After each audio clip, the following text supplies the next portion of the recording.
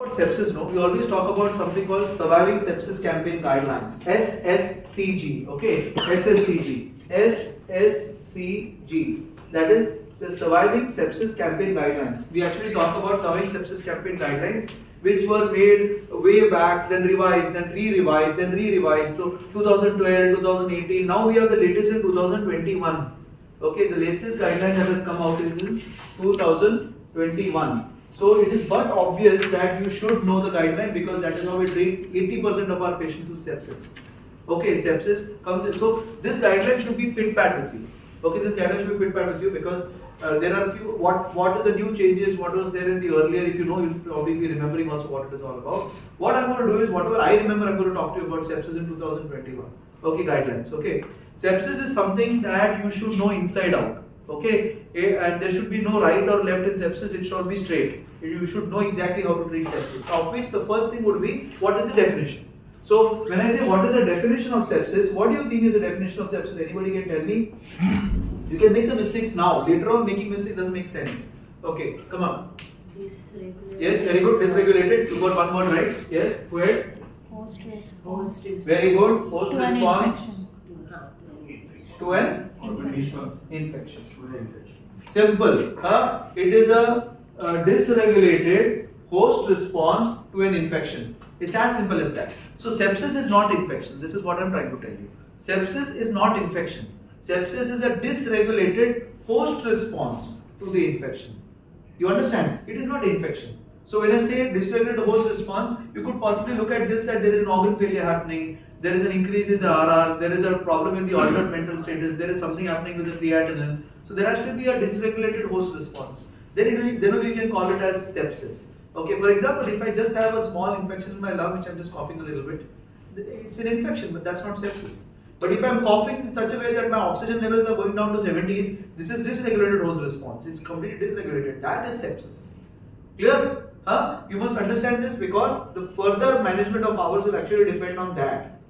You must understand this because our further management actually depends on that. Okay, our further management. Okay, so remember this. What is it? Once more, sepsis is a dysregulated host response to an infection. This is what sepsis is all about. Okay, and when we go one step ahead, we actually call it as septic shock. Now, what is septic shock? What is septic shock? So, first thing you should have sepsis. The first thing is you should have sepsis here. So, sepsis plus Shock. Organ dysfunction.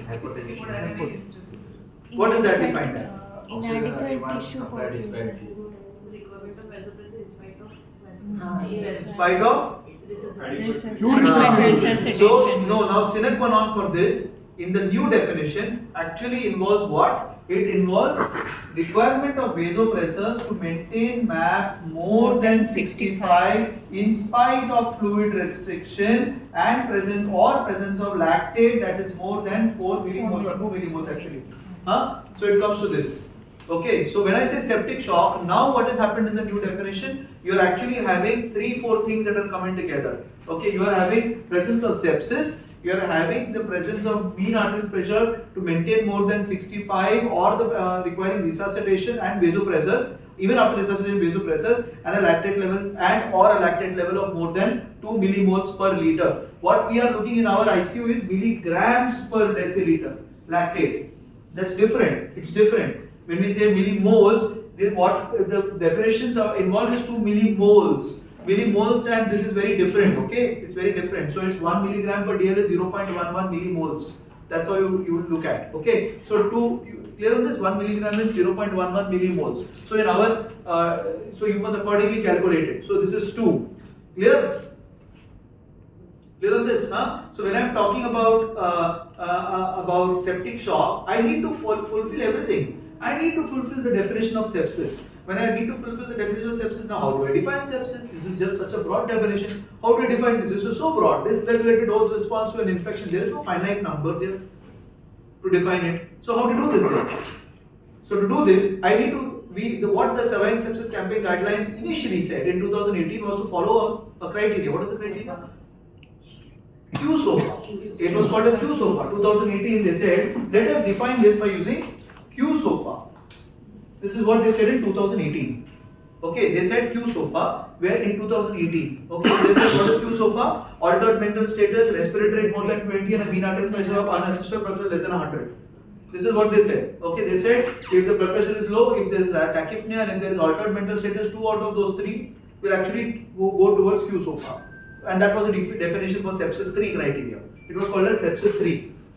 Okay, of course, because there is sepsis 3, there will be a sepsis 4 that is going to come in, and we wait for that criteria. In the next couple of months or years, we may get sepsis 4.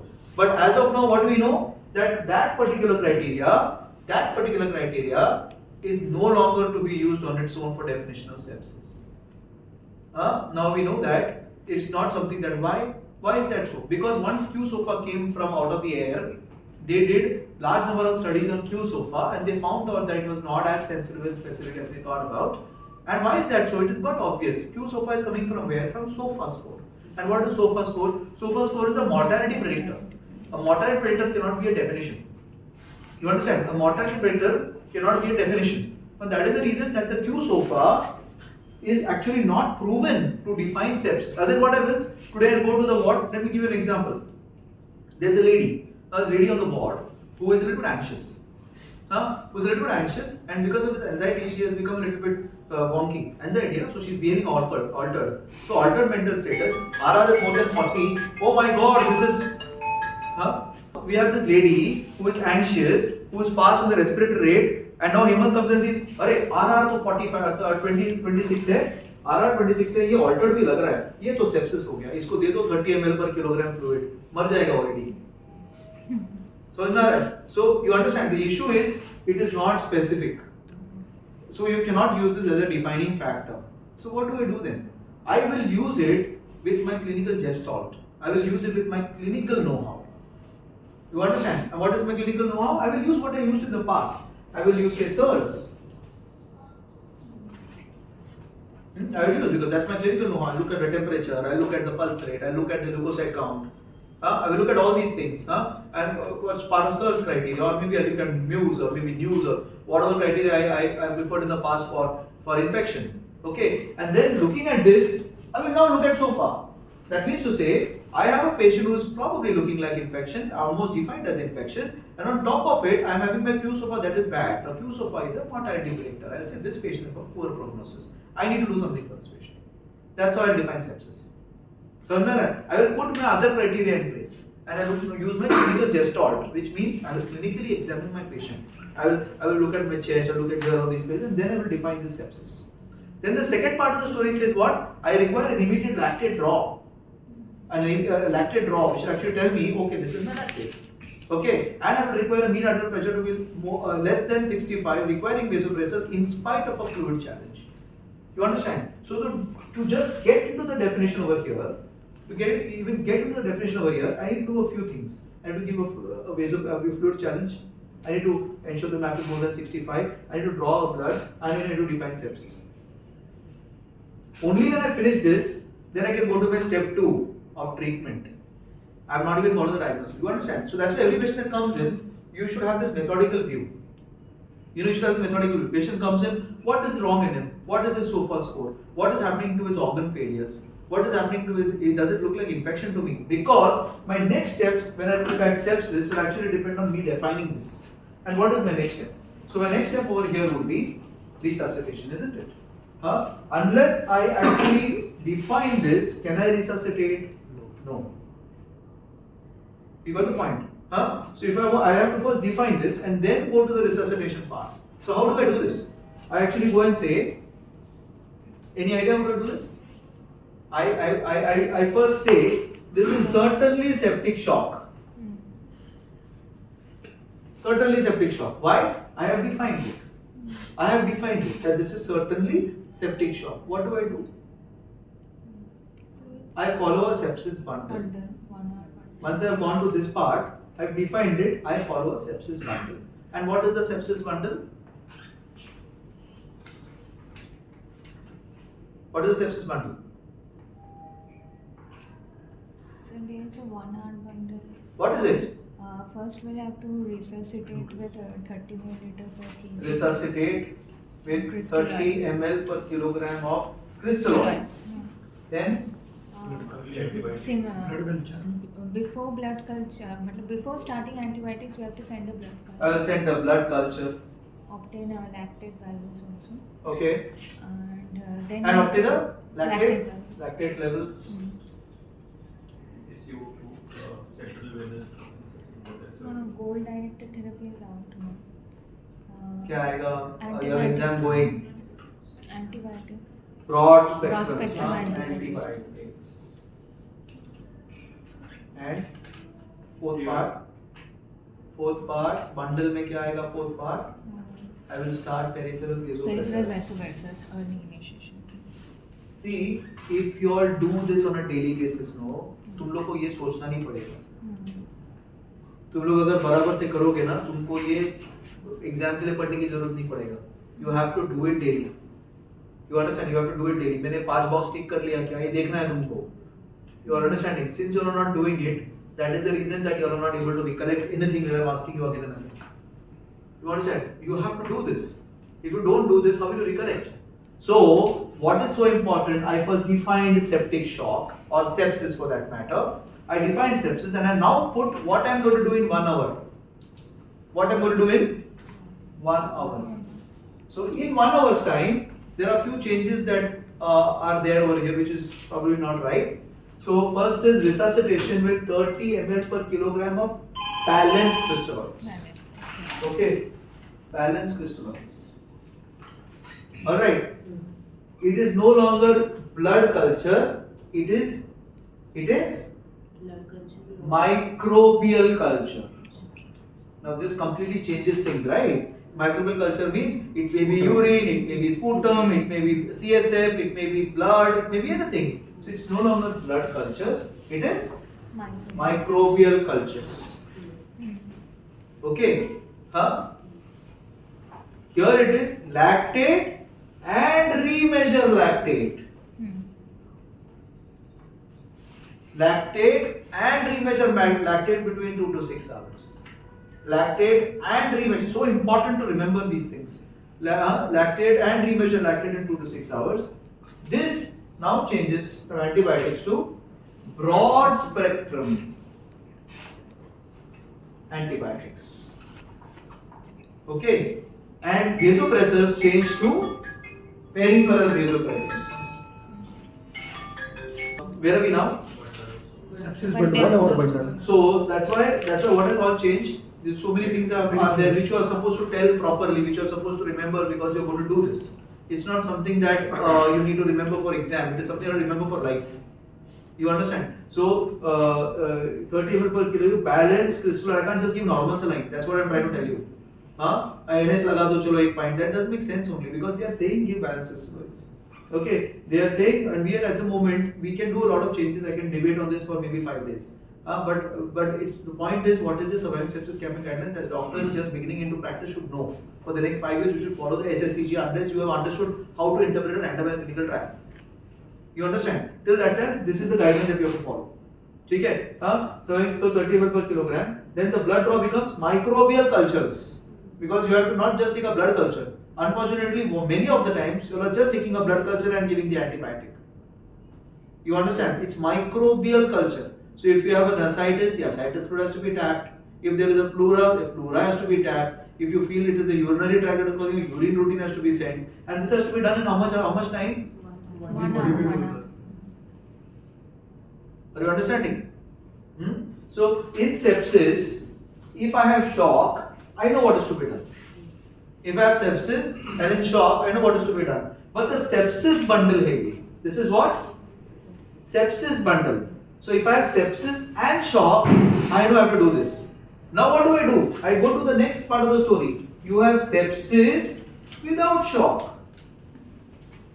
You have sepsis without shock. How do I approach this patient? Patient's blood pressure is okay, pulse is okay, but it is sepsis.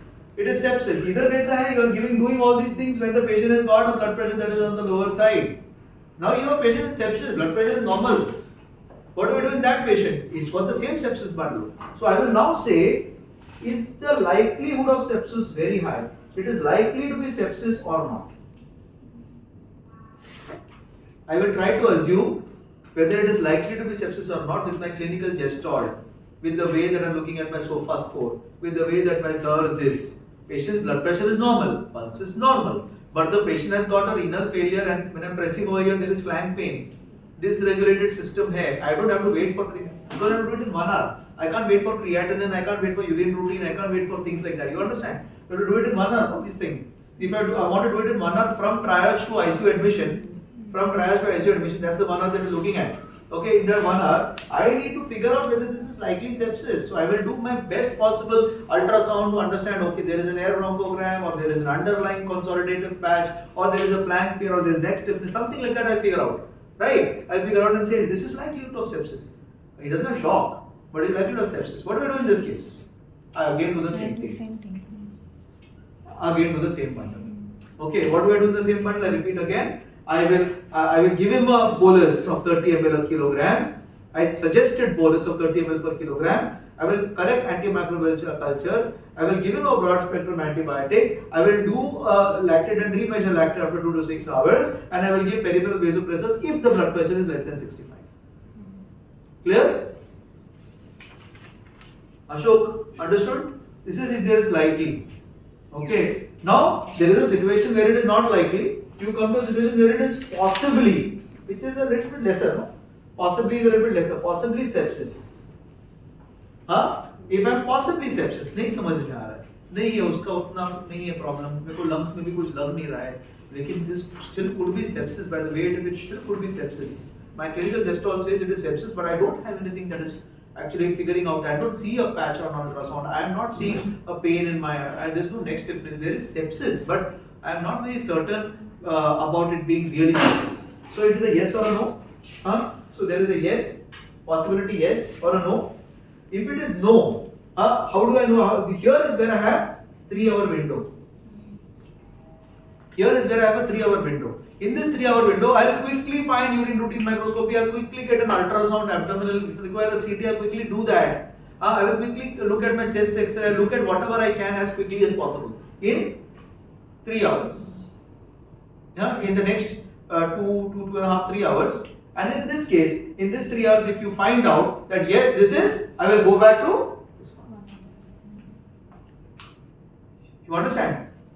If in 3 hours if you find out there is a problem, I will go back to this one. That's the algorithm. If it is no, I will not do this. I will not give this 30 ml per kilogram. 2.5 liters of fluid, right? I will not give this. Are you understanding? Simple? Huh? Sandhara? Smita? Yes. Kanchan? You understood this? So, the words that I am going to answer is shock, 1 hour, likelihood of sepsis, 1 hour, possibility of sepsis, 3 hours. Okay, and what am I going to be doing the same everywhere? 30 ml of fluid resuscitation, a blood antimicrobial culture draw, blood lactate measurement and a remeasurement, and vasopressors and a broad spectrum antibiotic. I'm going to do these 5 things. Clear? Clear? Well, this is what you are supposed to know by heart. You are supposed to know this by heart because this is something that can come in the exam. A sepsis bundle, you should know this. And why you should know this? Why do we expect as teachers to know this? Because we feel if you don't know this, you cannot treat a patient of sepsis. It's as simple as that. And since sepsis is one of the basic things that we do in the ICU, you should know this straight line. Okay, now let us go a little bit in the depth of all these things. Okay, we go to the depth of all these things now. A little bit. Not exceedingly in the depth, but in the depth of all these things. You're okay, I can continue or should I stop? Continue. Continue. Okay. So, the first thing that we talk in SIRS, we finish SIRS now, we go to shock. Now let's go to each of those. Okay, in shock, when we talked about 2 things. We talked about keeping the map, definition required the map to be less than 65. The definition required the map to be less than 65. The definition also required the lactates to be more than 2. There were 2 things. Now if you see starkly what you're looking at, we are looking at macro circulation or macro perfusion, and you're looking at micro perfusion. So this is what the change has come in the new guidelines. You're not looking at just the BP, you're also looking at micro circulation. Alright, that is why the lactate has come in place, because lactate after all is a part of the microcirculation, is a necessary evil. Why do I call it as a necessary evil? How does why is lactate a necessary evil? So you have glycolytic pathway. Glycolytic pathway. It gets a glycolytic pathway will convert everything to pyruvate. At the end it becomes pyruvate. What happens when there is pyruvate? You go to the acetyl coenzyme A from pyruvate dehydrogenase. Acetyl coenzyme A goes down and forms ATP, isn't it? This is what occurs. Acetyl coenzyme A, you remember citric acid cycle? Yes. Citric acid cycle. So what is happening is glycolytic pathway with aerobic metabolism, because of oxygen presence, it is going from from here to pyruvate dehydrogenase, acetyl coenzyme A, ATP. This is in the presence of oxygen, right? Now, if there is no oxygen, we think that pyruvate cannot be going this way. It goes to the other pathway where it forms Lactate. You understand? So this means to say, if the body is having microperfusion deficit, that means oxygen is not going inside, what should ideally go up? Lactate. This is what the thinking is.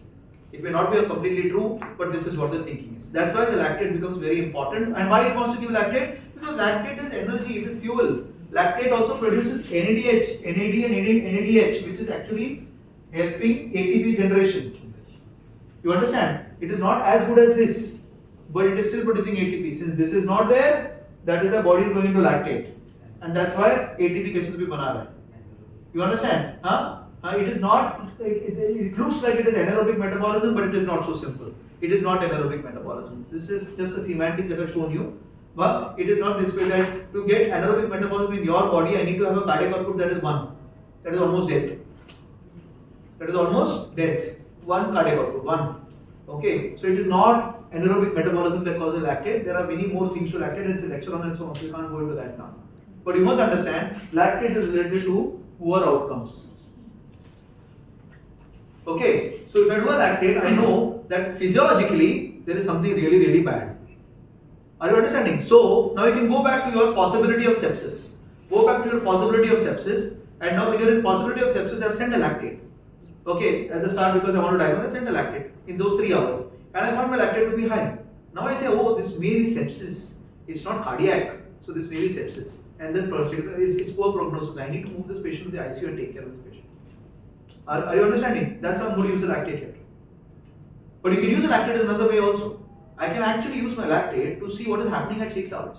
So the remeasurement of lactate makes a lot of sense, that if my lactate was very high and it has dropped by 20% at 2 hours to 6 hours, my prognosis is better. Okay, this means if my lactate was 100 and it has dropped down to 80%, from 100 to 80%, it has dropped by 20 to 30% in 2 hours. What I am doing is I am understanding, okay, this patient may get better. So people have used this variously to actually target resuscitation. But we don't say to use it for targeting of resuscitation. We don't use it as a target for resuscitation endpoints. But it gives you a fair bit of an estimate that, okay, if my lactate has come down, my patient is doing well, is getting better. And what I want to do is normalize this in 6 hours. I want to normalize this in 6 hours. If I normalize, that's why I measure and remeasure. That's why I measure and remeasure. You understand? Measure and remeasure. So I do it. I see it coming down in 2 hours, I remeasure at 6 hours, patient is not the entire story. It's only one part of the entire story. MAP is the second part. So when you see macro perfusion, what are the 2 things that you're looking at? You're looking at cardiac output and you're looking at mean arterial pressure. So let's go to the macro perfusion. We'll come to the micro perfusion in some time. So now that you've understood lactate and why lactate to remeasure, we come to the macro perfusion. That's MAP, right? Now the problem with MAP is, okay, I have a patient who is chronic hypertensive. Okay, so does that patient require a higher pressure? I don't know. Okay, so for that they did 2 trials. What are the first trials that they did? They did a trial called a sepsis spam. You must know these trials because it's asked in the exams. Sepsis spam trial, which actually looked at 65 to 70 versus 80 to 85. So what did they do? If I put patients in this category and I put patients in this category and said what makes a difference, there was no difference at all whatsoever. There was no difference at all whatsoever. Irrespective of whether you are chronic hypertensive or you are not chronic hypertensive or you are elderly or you are young, it doesn't make a difference. In fact, whenever they try to keep this up, they keep this up, there was arrhythmia. It didn't change the mortality, didn't change the morbidity, but there was arrhythmia because you're giving inotropes to keep that up. You're giving dopamine, you're giving noradrenaline, you're giving adrenaline to keep that up. So there is a possibility of more arrhythmia in these cases. That is why we are no longer targeting anything that is 80 or 85. We don't say keep the BP up. अगर blood urine नहीं आ रहा blood pressure ऊपर रखो, ऐसा नहीं करते हम लोग. Because we know that there has been data that has shown this to us. You understand? There is data, so it will just cause problems otherwise. That is why 65. But however, there is another data that said, okay, 65 का रखना है तो उससे भी कम रख देते हैं. Hypertensive जो chronically hypertensive रहेगा तो.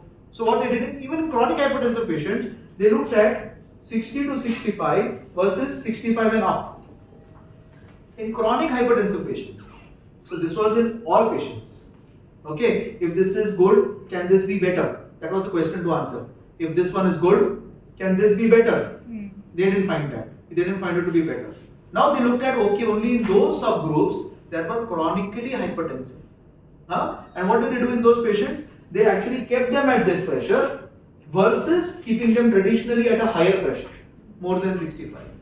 Again, what did they find? No change, no difference, right? So that is why what happens over here is, the criteria says it is important to keep the map above 65, but they don't say 70 or 75 or 80 because it's a controversy. Okay, keep it above 65, but whether it is 70, 75, 80, that is why what they have included a micro perfusion index over here. Like for example, you have a patient who was at 60 to 65, but lactate is not getting cleared. I will try to improve either my cardiac output or my blood pressure further so that my micro perfusion now improves. So and that is why when you deal with patients of sepsis, I need more amount of micro perfusion related issues, of which the most important thing that we know and bedside can be done is what? Is what? CRT. Capillary filter. Exactly, CRT. Okay, so that's what comes in place now.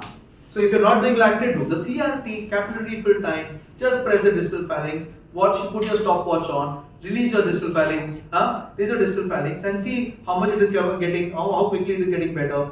More than 3 seconds, it's a problem of microperfusion. My microperfusion is not okay. Let me start dobutamine, let me start vasopressors to get it higher. What did we do? That patient Patil, no? This is exactly what we did to Patil. What did we do there? Started orbital. Why? This was the reason. CRT was not improving. You understand? CRT was not improving. You got the point. Why I started to none of you asked me dobutamine kyun chalu kar diya? Huh? You were discussing. हाँ, तो the reason was that CRT improve नहीं हो रहा उसका. अगर CRT improve नहीं हो रहा है तो बॉस कर दो ना. डोबुटामिन चालू करो देखो क्या हो रहा है. So the answer is you must understand that we are now targeting in the new guidelines mean arterial pressure, that is macros, with cardiac output and mean arterial pressure. That's why I want to monitor the PICO. You understanding? Because I get the cardiac output as a macro index. You understand? I get because I know very well that mean arterial pressure is more than 65. But what is the cardiac output? Should I make it 8? Should I make it 7? For that, I want the cardiac output, continuous cardiac output. That's why I put the PICO there. You understand? So the macros are taken care of. Whereas the micros, there are 3-4 things you can do. As you first said, SCVO2, but it's not available. You know, SCVO2 is a part of that. Tissue perfusion. That means there are certain scopes you can put in the mouth and see micro perfusion. Okay, you can see the micro perfusion there. That you can do. Third thing, lactate. Fourth thing, capillary fill time. And the fifth thing is what? Mottling. See, many times I've shown you mottling. Mottling is graded. Grade 1 is only in here, grade 2 is up to the patella, grade 3 is up to mid thigh, grade 4 is above the mid thigh, and grade 5 is the whole leg. So if mottling you're seeing somewhere in the knee and it has gone up to the patella, and then 1 hour later patient is not improved, I give a good amount of vasopressor or maybe cardiac output, I increase the cardiac output and this mottling becomes smaller. It's again microperfusion. Are you understanding? It is again microperfusion. So look at these signs. So when I convert this macro perfusion, now macros become mean arterial pressure and comes cardiac output. And when I say micros, it comes to lactate, it comes to CRT, which we bedside do, and the other thing is mottling. Because we don't do SCVO2. We don't do SCVO2. That's why this comes in place. And why is this so important? Why is it so important to do both? Because when Daniel DeBaker, one of the famous guys in perfusion, when a very famous guy in perfusion, very famous guy, ESIC president, Daniel DeBaker, fantastic researcher. Okay, when they actually did this, what they found out was, even if the map is more, if the microperfusion is low, the prognosis is very poor. You understand? You are not doing the right job. So it has been proven many times that the map is 80, but there is no microperfusion. Also, you must understand that when I am going to give peripheral noradrenaline, I may be counterproductive. Why? Because when I am giving noradrenaline, there is going to be vasoconstriction. Microperfusion can actually drop. You understand? So if I give noradrenaline and my microperfusion dropping, means I am not doing well. That's why the combination of macro and micro is what you are supposed to do when you are actually writing down your notes and resuscitating a patient in after the first 1 hour.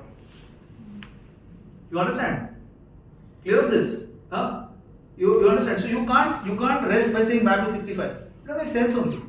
It doesn't make sense. Because your map is above 65 and you're given NORAD, maybe your microperfusion going down. If your microperfusion is going down and you have not acted on that microperfusion by either giving fluid responsiveness or by looking at fluid and giving fluid or giving cardiac output monitoring, doesn't make sense.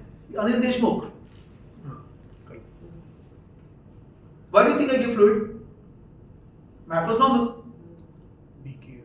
Why give fluid? Acidosis. DKM you don't need to give fluid unless the patient is hypovolemic. Why do you give fluid there? Acidosis was. Because this patient's capillary refill time was not improving. It's as simple as that. Lactate was not coming down. Lactate is high. The microperfusion BP is normal, 65. But then patient's microperfusion is not improving. What do? I give fluid and I give more fluid. Listen, I give fluid and give more fluid. Okay, then what happened? Capillary refill time improved. We saw sepsis increasing. We saw pus increasing. Pus was increasing, wasn't it? So we picked up sepsis earlier, right? We know there was sepsis inside. Only when you change position, you got that pus coming out, isn't it? So what did we do? We resuscitated that patient, isn't it? Based on capillary refill time. So this comes in the likelihood of sepsis. You're understanding what I'm saying? So we give that fluid fast. You must understand this what I'm talking to you. Okay, that's why macro and micro both are important. So your note should actually have it. Capillary refill time. I do it. Every time in the round I'm doing it. कोई भी patient रहेगा I'm doing it. Why am I doing it? I'm doing it to understand this only. Right? So this kind of completes just the macros. Now when we come to fluids, you have to give 30 ml a kilogram of balanced crystalloid. And उसके बाद, after you give 30 ml per kilogram of balanced crystalloid, then the next step is to actually do it with respect to indicators of fluid responsiveness. Initial resuscitation के लिए, I am using my clinical chest order to start failure है, कम है, low है, I think. It's why they have moved from recommended to suggested. Initially, in the 2018 guidelines, it was recommended to give 30 ml a kilogram of water, of crystalloid, of balanced crystalloid, of crystalloid. After that, what happened? There were 3 trials that came. We discussed these trials, right? We discussed. Why did it become balanced? Because after that came out something called as the SMART trial. The SMART trial, which actually looked at 15,000 patients. SMART trial. What does the SMART trial say? Give balanced crystalloids. Because it causes reduction in mortality by 4.5%. Then after that came split, salt, basic and plus. You remember I took this lecture for each auditorium? So we went from SMART to split, salt, basic and plus. Right? And then it became a full controversy because all these trials were negative trials. One correct?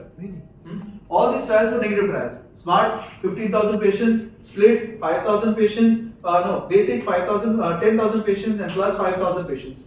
All of these become negative trials. And it, again people started saying, "Arey, balanced crystalloid क्यों use करने का?" But then why did they come with this? Because they did a meta-analysis of all this and removed only those patients. This was critically ill patients. These are all critically ill patients, not just sepsis. The subgroup of sepsis was not there, was not the only one that was tested. It was a critically ill patient. They removed the subgroup from here, subgroup from all these patients, and they found that the benefit was still existing with balanced crystalloid. Though it was not huge, but there was a benefit that was existing, and that is why balanced crystalloid becomes very important over here. You understanding? Balance system becomes very important over here, right? So we have now balance system, resuscitation we have understood. Balance system, why we understood? We understood why the map has to be maintained over there. We understood micro perfusion and lactate on that, and broad spectrum antibiotics. Now, after this, there are only 3 or 4 more things that you need to know in the new guideline. Okay, that is changed from the earlier guideline. So, if you divide it broadly into 4-5 topics, the first thing is whether I'm going to use neuromuscular blockade, or before that, lung protective ventilation. So, what they are saying before that is, if the patient is hypoxic, what do I do? What do I do if the patient is hypoxic? Should I use NIV? Should I use oxygen mask? Should I use NRBM? Should I use HFNC? That's the question. The answer is, now they say use HFNC. Now they say use HFNC. That is why when this morning patient was there in the ICU, what was I saying? Put HFNC. I told them, put HFNC. BiPAP ki lage rakha hua hai. There's a patient, right, who's come in the morning. The patient has come in the morning, he's breathless, and I told Amri to get the HFNC, remove the HFNC from the other guy and get it over here. Because why? It's probably sepsis, and I need to actually give him HFNC in place of NIV because NIV causes harm. So I'm going to put this patient on HFNC. So that has been now recommended, which was not seen a while ago. HFNC, when you have sepsis associated ARDS, sepsis associated hypoxia. Okay. Then the next thing over here is lung protective ventilation strategy, which remains as low tidal volume ventilation and a PEEP of high levels. When you say high, means anything more than 6. Okay, PEEP high is more than 8 rather. The high PEEP, low tidal volume, that is 6 ml per kilogram. Okay, and a plateau pressure of less than 30. Exactly, less than 30. So when I say lung protective ventilation, I am looking at 6 ml per kilogram tidal volume, which we normally are going to use for ARDS, using a high PEEP strategy, and we are using plateau pressure of less than 30. Very important. Okay, lung protective ventilation strategy. Then the third thing that they talk about is when there is hypoxia and patient is still not improving, then what do? There is a role of VV ECMO. If after all these things it is suggested to use VV ECMO, and that's why now ECMO is gaining popularity. You understand why is ECMO gaining popularity? Because even the latest guidelines have actually said that if these are not working on the hypoxic front, I use VV. You understand? So these are the new guidelines. New guidelines that are basically trying to do these things. Even after using everything, if this doesn't work, use VV ECMO. It was initially not there in the guideline. Okay, but in a center that uses VV ECMO. Okay, not in any center. Clear? So NIV is not now. No, so that's what HFNC in place of NIV. And then we have to intubate it. Yes, that's what they are saying. Okay, so initially we used to use NIV and we used to wait and all the nonsense. Now that is why I am using HFNC. You see, everywhere I am using HFNC. Because this is the reason I am using HFNC, because it is said very clearly that HFNC is always better than NIV. Right? This is regarding hypoxic ARDS. Now when you have hypoxic ARDS, you intubate a patient, what about neuromuscular blockade? So what it says, the new guidelines is, if you have light sedation plus intermittent NMBA, it is better than deep sedation plus continuous NMBA. Okay? Neuromuscular blocking agents. So light sedation, that's why I say Dexter deke RAS score ko 0 to -1 pe rakho. That is light sedation. That's why we say give Dexter and keep the patient at 0 to -1 RAS score. Why we want light sedation? Okay, light sedation, and you give intermittent blockade, no problem. Intermittent neuromuscular blockade, you can do that. This is better than deep sedation and continuous neuromuscular blockade. Clear? That's about NMB. Right. The third thing is, what do I do with the vasopressors? What do I do with the vasopressors? So, what is my vasopressor of choice in these cases? Noradrenaline. So, when do I now start my, what is the second vasopressor that was used here? So, they say the second vasopressor we don't know. Head to head versus dopamine versus adrenaline versus vasopressin, we don't know. That is the answer. It's not vaso. We don't know. The recommendation is very weak with respect to any of the second vasopressor agent. It could be epinephrine, it could be ropamine, it cannot be dopamine dopamine. But it is not, we are not certain whether it can be phenoldiazepam or whether it can be vasopressin or whether it can be phenylephrine. You understand? We don't know. But when do you start it? Early initiation. What is early? Along with resuscitation with fluids. So you start both NORAD and vaso? No, only NORAD. No. With fluids you start peripheral NORAD. What about vaso? When do you start vaso? NORAD requirement is increasing. What is increasing? What is the definition of increasing? So you understand? Yes. So this is what it has to be defined, right? That has been defined.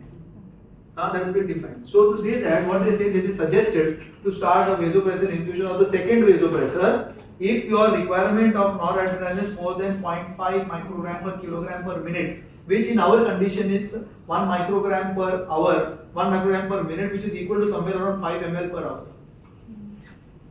When you actually put 8 in 50, you will get 1 microgram per minute as 5 ml per hour. You understand? So we want to keep it at 5 at this particular.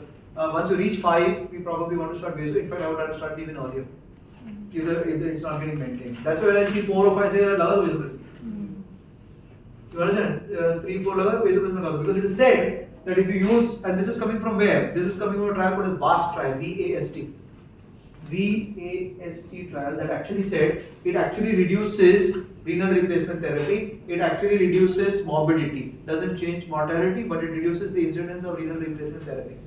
That's why we actually want to start at 5 ml per hour vasopressin, 40, or whatever you want to start. Clear? And just don't keep going up and up and up like how we did in the recent cases. 2-3 cases and I had to shout in the middle of the night. Kya kar raha tum? You understand? Because we have to add it. It's not just increasing NORAD, maintain NORAD. No, we have to add it to prevent the patient from going into renal insufficiency or renal failure. You understand? It is not just I'm maintaining MAP. I have to add it. That's the recommendation. Okay? So we have gone to neuromuscular blockade, we have gone to vasopressors, and the fourth thing that we think about is steroids. So what is said? It is suggested. It is initially recommended. Now it is suggested to use steroids to a total of 200 milligrams of hydrocortisone per day in intermittent or continuous doses. In intermittent or continuous, 54 times a day or continuous, whatever you want to do. Suggested, not recommended. It's being downgraded, right? And the last thing is adjuvant therapies. What has been said? They are saying against the use of polymyxin filters. Against the use of polymyxin filters. So initially we used to use something called polymyxin. I've used it many times, toremyxin filters and all. I've used it in the past, toremyxin and all the cytosorbs and things like that to remove cytokine removal systems. So we don't want to use this now because it is said the evidence is against the use of filters like toremyxin filters. That's the adjuvant therapy related change that has come in, which was not the situation. You understand? That's the change in the adjuvant therapy that has come. Don't use this. There is no evidence to actually talk about vitamin C, but they say you can, you may want to use it you judiciously vitamin C. But there also there is no straight recommendation that says use it only. There is no clear recommendation that says use it regularly. So vitamin C is being clear, and toremyxin and polymyxin filters are also being clear that we don't need to really push for this. Clear? So these are the few changes that basically occurred in the Surviving Sepsis Campaign Calendar 2021. You should know this paper, please. Because this will be asked in your exams. Okay? It is something that you have to know. Okay? If you don't remember what I've talked, please listen to it on the net. You will remember it immediately. Because it is something that you must know. Okay, and you will know it provided you take every patient in this way. You have in an average admission, you have at least 50% of the admission being this. In an average admission day, you will have at least 50% admission being this. If you do it on a regular basis, I expect you to know it. That's why I expected the exam also to know it. That's why the questions come in the exam. You understand? That's why we say if you don't know this, then we probably cannot pass you. ऐसा हो जाता है. Clear? Any questions on sepsis now? This is a 2021 guideline, okay? This is a 2021 guideline. I have not gone to the entire extent of it, but this is what I am looking at. In the microcirculation, we were talking about urine output also, okay? So here in this lactate, when it comes lactate and when it comes all these things, SCVO2, there is urine output also. Okay, urine output is also 0.5, 1 ml per kilogram. वो भी आएगा उसमें urine output in the microcirculation because after all that is the renal microcirculation. ठीक है? Any questions? Anyone? Any questions? Okay, so we end for now then. Okay. Next time what are we doing?